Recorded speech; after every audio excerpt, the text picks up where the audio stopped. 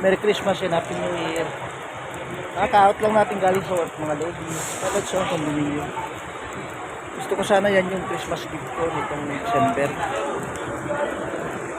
Sana tatamaan natin yung jackpot sa loto para makabili tayo. Pero so, malakas ang ulan. Sana tumila na kasi kawawa yung mga bata. Namamasko sila ngayon. December 25, 2024. 8 AM nandito tayo sa Cubao mga lodi. Nasa Cubao tayo. At saka sakay pa lang tayo. UB Express. Magpapatila lang tayo sa ulan lods kasi malakas ang ulan. Alam sa mga condominium lods, sa mga bagong condominium sa Cubao. 3 million yan lods yung halaga niyan. Dito basta may pera ka lang makaka-afford ganyan lods.